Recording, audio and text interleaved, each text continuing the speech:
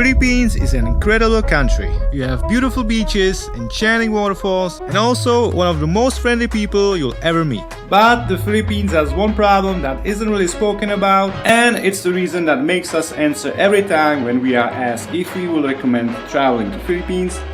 Yeah, but. In this video, we are going to tell you what the problem is, we will look into causes and possible solutions, how it changed our lives forever, and if this problem could be a reason to cancel your flight to the Philippines.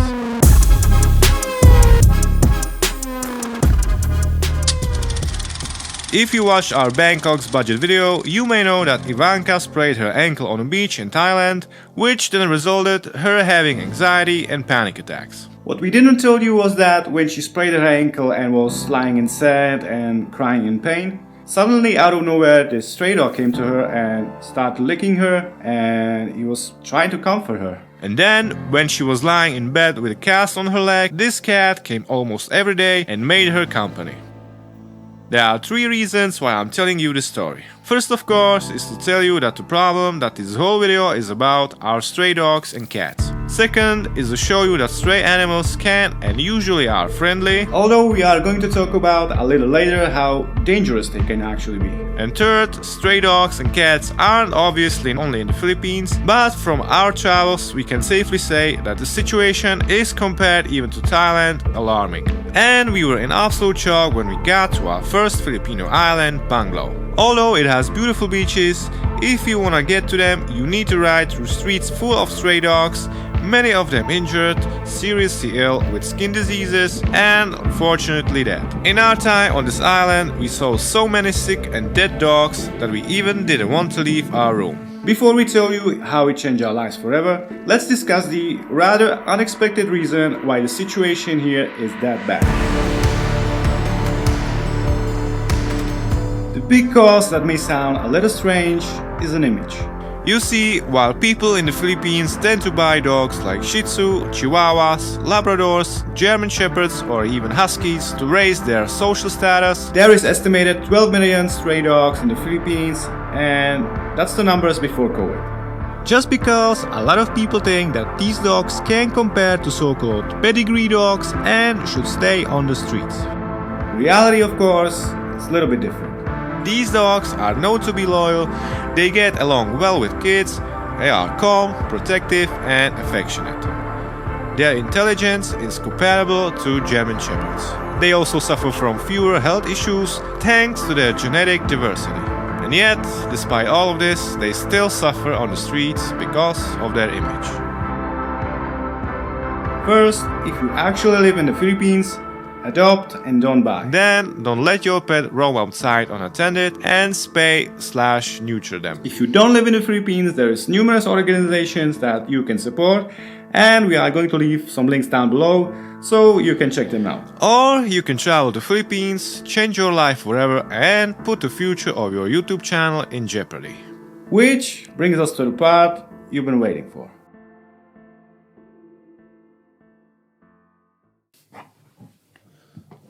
It was warm and tropical afternoon, and after a few days on Panglao, we decided that we want to visit this little beach that is known for its beautiful sunsets. If you watch our Panglao video, you know what beach we mean. There was a lot of boats and unfortunately a lot of trash lying everywhere. But then I saw something little walking by the guard tower that belongs to the resort next door. We were still new to the fact that the situation with the stray dogs in the Philippines is so bad, even though we almost crashed into one on our way here. So I thought that we just found some little puppy and that we are going to play with it and then just continue with our day. But when we got closer, we realized that it was in really bad condition. There were fleas and ticks crawling all over his small body that were literally eating him alive.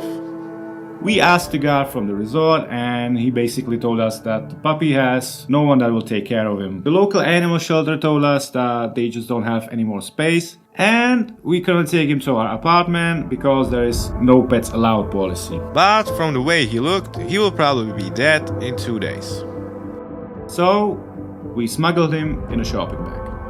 The next day we went to the local vet that gave him some medicine, brushed off countless of fleas of him and decided that they would keep him overnight.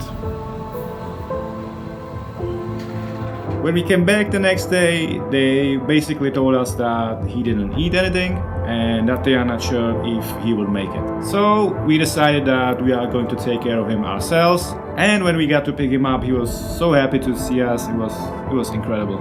Ivanka is a great cook, so he started to eat right away.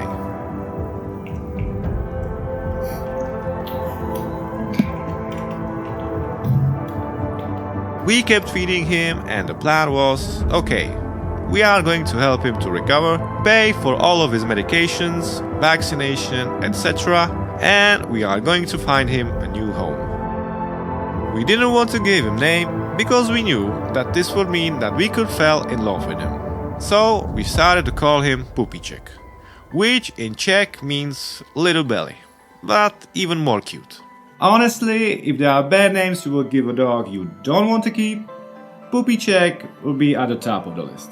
So, obviously, we fell in love with him immediately.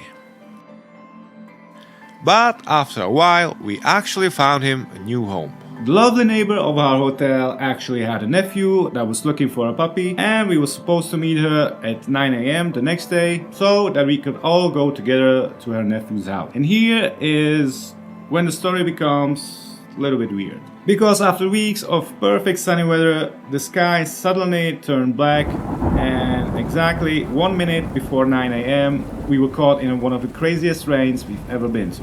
So we hid under one of these shelters you got all over the place. Another thing about the storm was how long it was. Usually when it rains this heavy, it's just for a few minutes. But this time it was almost exactly 1 hour. And in this hour, after a long debate, we decided to keep him with us and gave him a proper name. Ladies and gentlemen, meet Ozzy, a new member of our team of explorers.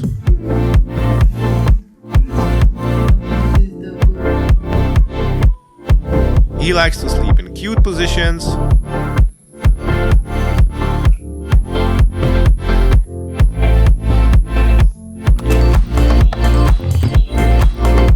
play with other dogs, and give us kisses in exchange for some treats. So now, when you are aware of what awaits you, should you still come?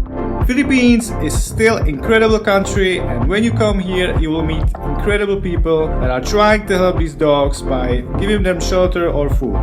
And if you are a bit cautious of where you spend your money, these can help these people and their communities, which will mean more resources to do something about the animals as well. So I will say yes, but every year up to 600 people die of rabies in the Philippines.